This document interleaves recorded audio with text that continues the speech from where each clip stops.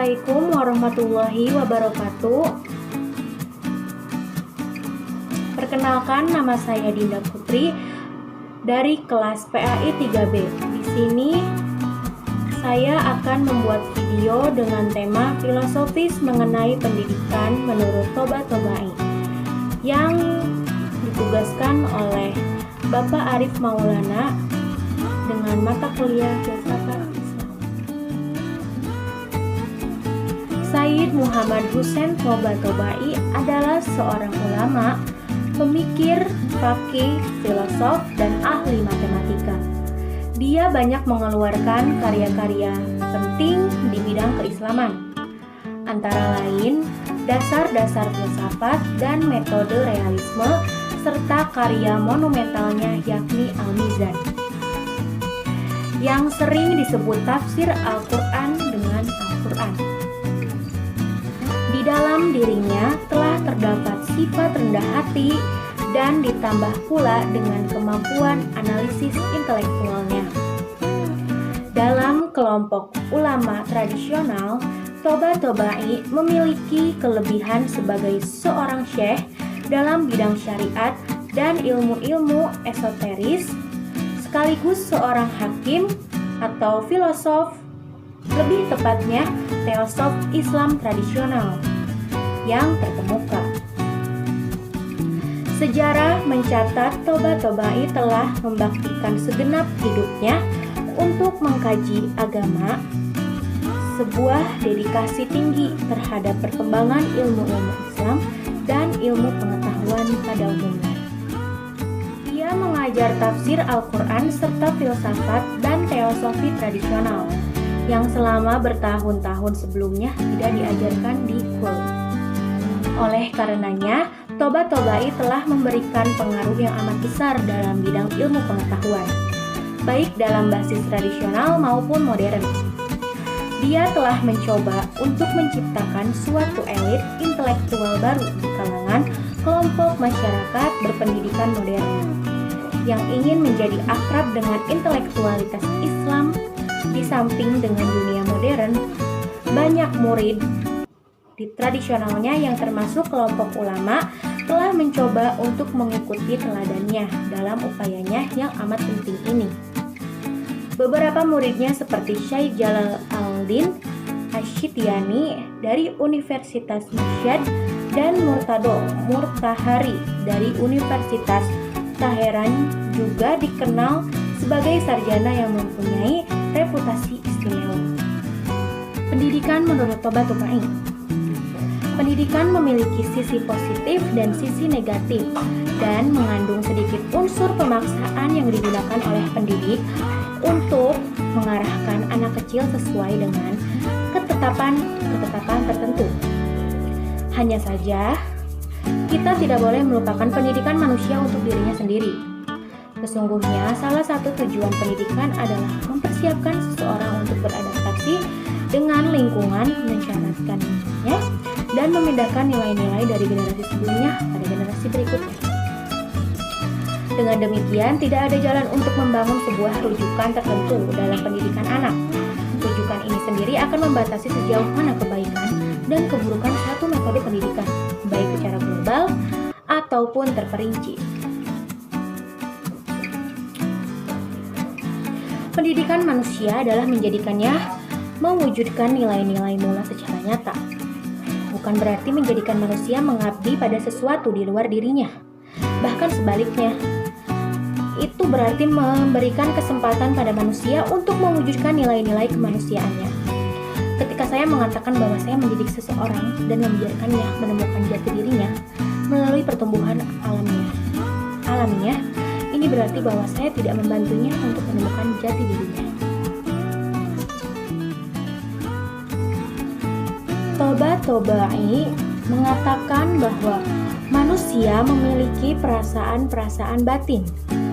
Oleh karena itu, dengan fitrahnya ia merasa bahwa kebutuhannya mempunyai sebab yang memberi, yang perbuatannya tidak menyalahinya.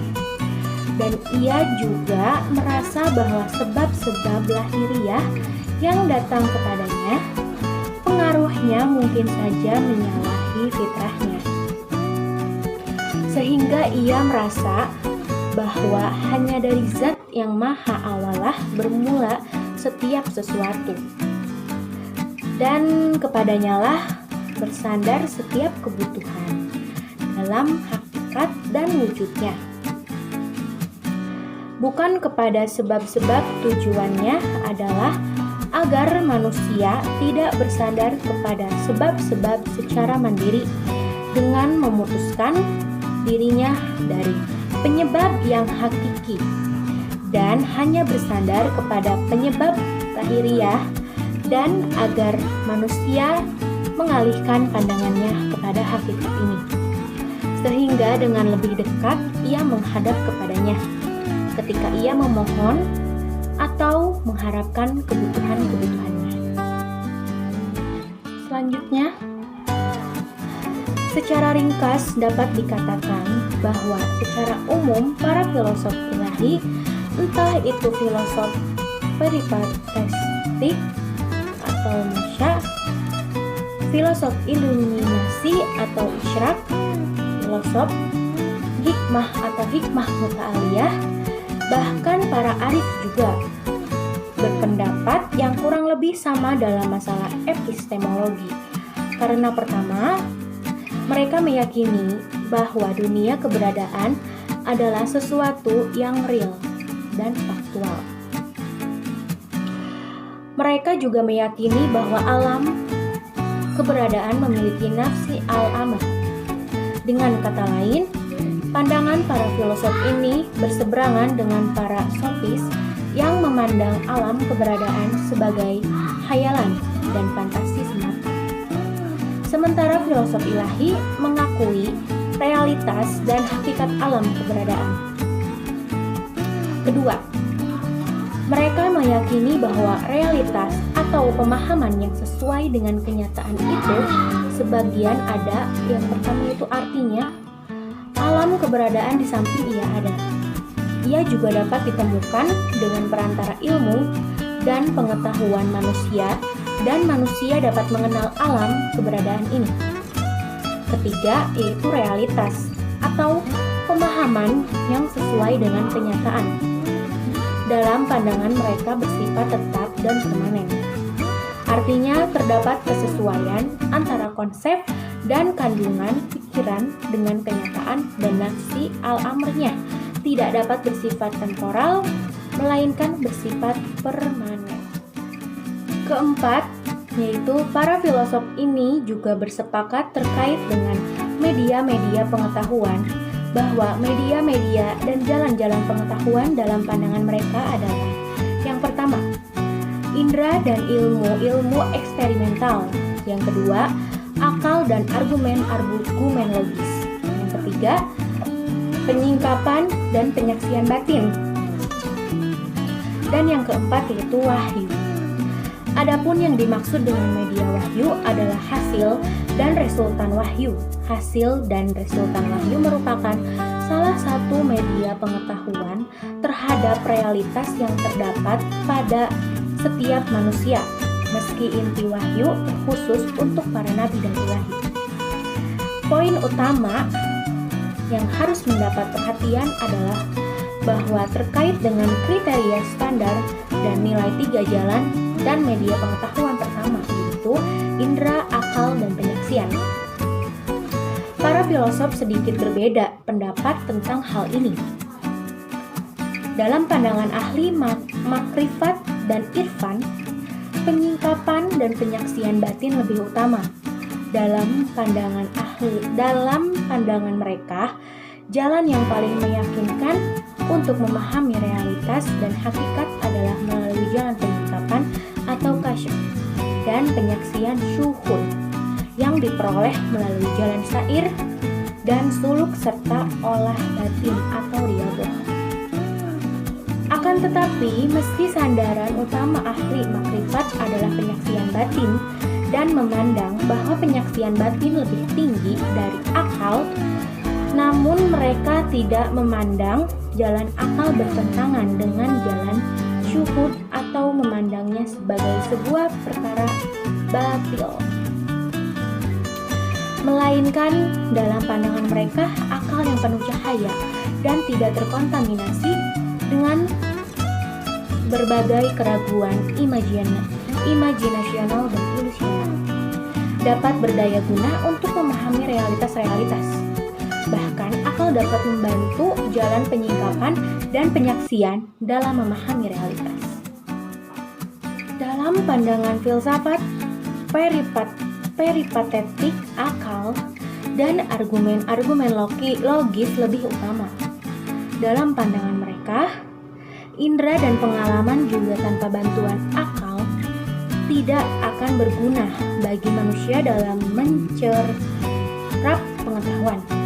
Akan tetapi bersandar pada argumen-argumen rasional tidak bermakna pengingkaran terhadap penyaksian irfani, melainkan sebagian pengikut filsafat peripatetik seperti Ibnu Sina berupaya mengelaborasi kasyaf dan syuhud para arif dalam bahasa filosofis dan rasionalis.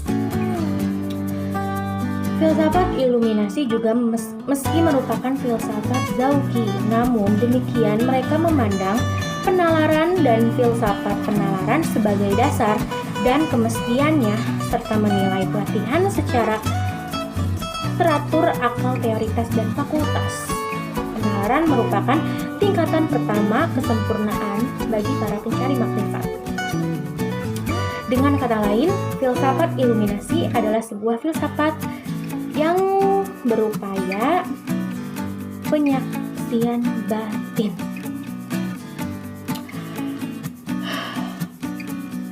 Dasar filsafat hikmah atau hikmah al-muta'aliyah juga membangun penjelasan pengetahuan kasyif dan syuhud dengan bahasa, filsafat, dan akal. Atas dasar itu, Mulla Sadra setelah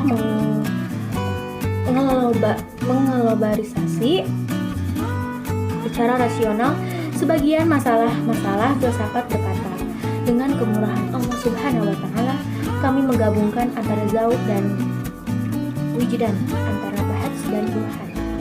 Poin terakhir terkait dengan perbedaan pandangan Alamah, Toba-Tobai dan Mulla Sadra dalam masalah epistemologi dapat dikatakan bahwa Alamah Toba-Tobai sembari mengakui kedudukan dan kemampuan syuhud batin dan jalan hati untuk memahami berbagai realitas. Namun secara keseluruhan, apa yang menjadi perhatian utama Alamah Toba-Tobai dalam karya-karyanya adalah akal dan penalaran-penalaran rasional. Dengan kata lain, tidak ditemukan Alamah Toba-Tobai menjelaskan sesuatu dan berargumentasi dengan memanfaatkan kasyaf dan syuhud batin. Sebagai hasilnya, nampaknya dalam pandangan Alamah Toba-Tobai, akal sebagai media kokoh dan bersifat umum bagi setiap manusia untuk meningkat realitas.